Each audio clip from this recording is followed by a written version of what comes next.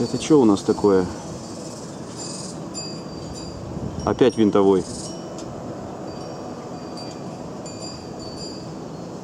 Тоже Бангкок Air.